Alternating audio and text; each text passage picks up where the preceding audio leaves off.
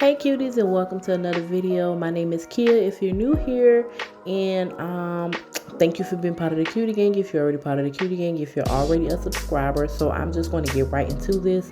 So I used a lot of Born Pretty colors. It's this whole polish kit that I got that was like some fall colors that I got like last year. I will put in the description box something that's as close to it as I can find. I don't think they have the exact one anymore. But I was ready to crank these fall videos out for y'all and everything like that. So I decided to include me doing both of my hands, which is my left and my right hand.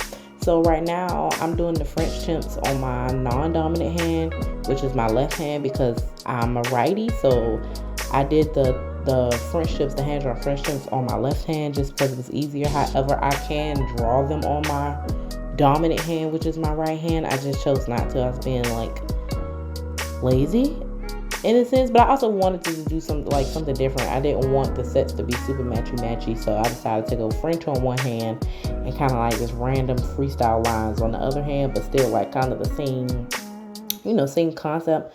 But usually when I do my French tips, I kind of just eyeball it, which I still did here. But if you notice, on every single nail I eyeball where I want it to be, and then I put a dot or like a little line where I want the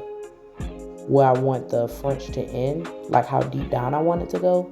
And that helped me tremendously. I don't know why I ain't been doing that. I don't know. But if you're struggling with drawing like your French tips, make sure you try to do that.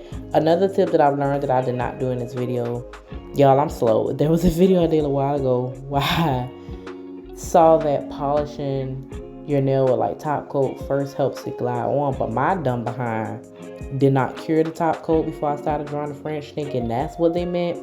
No, I'm slow.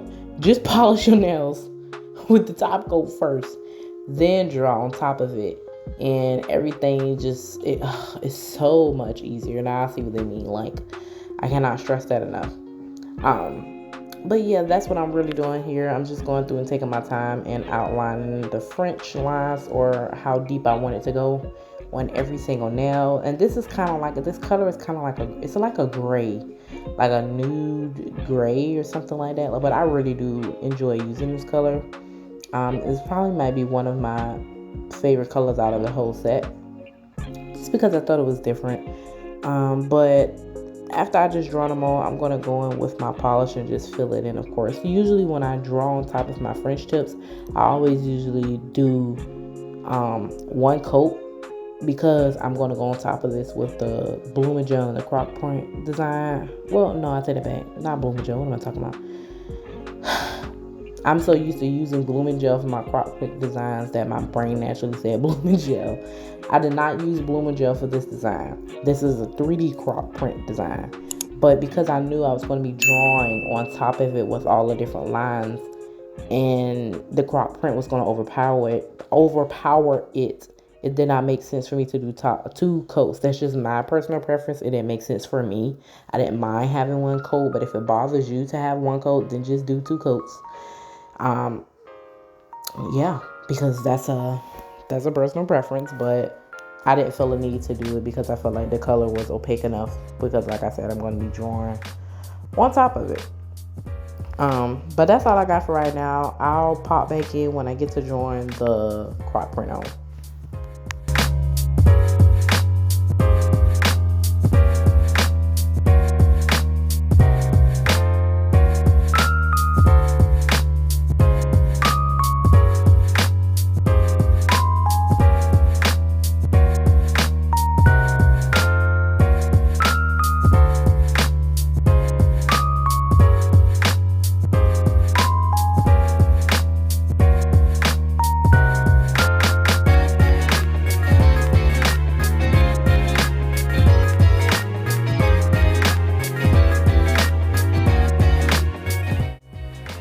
Hey cutie, so I'm back. So as you can see, I have just a regular old nail art brush, and I'm literally just drawing like some thin lines. If it was blooming gel, it would have caused it like to spread out and get wider, but with this you got to make sure you make it as thick or as skinny as you want it to be, because the blooming gel is not going to make it spread. but don't use too much polish when you're globbing it down. And the reason why I say that is because as I worn these after the fact, if the nail polish was too thick, like some of the ones I'm putting on now, the polish was a little too thick, and eventually it kind of like cracked off and created a hole. Like, I don't know how to explain it, but just make sure that you don't put a glob of polish down when you're doing the lines. Like, make sure you kind of thin out the polish a little bit before you draw the lines on, or drag it out so it won't be like a bubble, like so the gel polish won't be too thick. I'm sorry if that's confusing. Hopefully it made sense. And if you just pay attention to the way I'm doing some of them, like some of them were too thin, like those I needed to add a little bit more polish to it. Also, and then some of them were a little too thick, if you notice. I did make a mistake on a few of the lines, but I didn't feel the need to go back and fix it because a real crocodile's, you know, the real Croc print, it's not even, it's not super symmetrical. So I was like, hey, whatever. When in Rome, like, just let it do what it do. I wasn't going to stress about it as much. But yeah, I just thought it would be cute to really use every color in the kit, but I also thought it would be different to do a chrome one as well. So we're going to get to that one. But right here, if y'all watch my Temu haul, I got this little finger thing. It's kind of like meant for dip powder, but you put your finger there and you pour everything you need, and it's like this well that catch it on the bottom, and on the side there's like, you just pull it out and you dump what you just dumped. You dump it back inside of the container. So you see the little knobs, you can pull it out. It looked like a little shovel. It's cute, and you can just pour it back in the container. But that's why I use that, so it can be a catch-all. But I just went and cured that, the gel polish, after I sprinkled the clear acrylic polish on there, and I'm going in with my black striping brush. Honestly, it was cute with just the black like this. Like, you could leave it like that if you don't want to do chrome. But in my mind, I was like, oh, a gold chrome would be different, because I was trying to think of something that I haven't seen, and I don't think I've seen anybody do chrome Croc print. So I was like, why not? And I went with gold because I love gold, and it's fall colors, and they're like golden undertone type of colors, like burgundies and things like that, that look good on people that have like a warm undertone. So that's what I did. Now, most people, I'm not gonna lie, I realized after I did this that maybe I should have did the top coat and all that stuff first, so that the Croc print can be matte, like the 3D part can be matte, because that's really how you're supposed to do it. You're supposed to do glossy underneath, and you're supposed to make it 3D on the top so it can be matte. But after I did it, I was like, whatever, oh well. And it was fine to me, still glossy. But like, that's a personal preference thing too, as well, for you guys. Only thing is, I would say about the chrome nail is the chrome, it got all over the tip, and I don't know, maybe I just need to do some more research. I have not found a way to apply chrome without it spreading to parts of the nail that I don't need it to, meaning I just need the chrome to go on the Croc print part. I didn't need it on, like, I didn't need it to go in the crevices and everything else. So it kind of turned the whole nail gold. But I was okay with it. Like, it was still cute, but that's not what I was trying to do. So I just want to be honest up front about it, let y'all know that that was a mistake. So, you know, I just let that slide. But now I'm on to my right hand, which is my dominant hand, because I'm right-handed.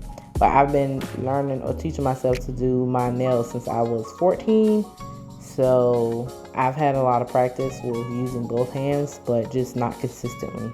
Meaning I've been doing my nails on and off since I was 14. So sometimes I do it, take a break for about 2 or 3 years or something, go back, do it again, stop, type of thing. So I'm probably not as good as I should be, but that's just a little background on that. So don't stress yourself out if you cannot do your dominant hand right now. Just practice, and it'll happen for you. And I know that's easier said than done. Just don't beat yourself up too hard about it.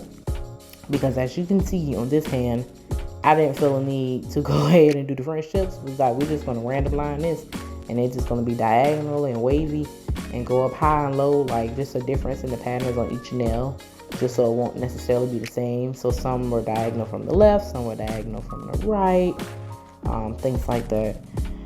But honestly, this hand is going to be exactly the same. I'm just not going to explain anything on this one. I'm just going to let you guys watch the rest of it. So don't forget to like the video, comment down below, and let me know if you like the video. Don't forget to share it if you really like it. And if you recreate it, tag me on Instagram at Cutie Crush, so I can see. Maybe it'd be bomb to do like a whole full set of just a metallic chrome, maybe a different color on each, like a metallic chrome like Croc print, a different color on each nail, or just the same color, something different. As I thought it would be something fun and different. But yeah, share the video, like the video, so I can get pushed through the algorithm, so I can get some more subscribers that can become part of the Cutie Gang. As well as comment down below to let me guys know if you like the content that I put out, so I can continue to put out things that you guys watch and that I enjoy to do. The only thing I will not probably be putting out for a while is the beginning process. Like I know most nail videos, they show from beginning to end, like applying the product, y'all. It takes too long, and recording prolongs that process, and I also don't have the proper like overhead mount for that per se, which is another reason why, like, it would take me 5 years. This video would take 5 years. I'm sorry. If I get better or get rich one day or something, I could just not work and I can just focus on this all day, then I would love to. But since I work and I have twins and a toddler and a husband, that's not in my cards. So I apologize if that's one of those things that you like to watch in nail videos. I love that part too, I truly do, but I just cannot record it. But that's all I wanted to say. I'm gonna go for real though, y'all, for real. Okay, once again, like the video, comment down below, share it if you like it so somebody can recreate it, or if it inspires you. Tag me on Instagram at Cutie Crush. And don't forget to subscribe to the channel, and y'all will hear my voice in the next one. Mwah.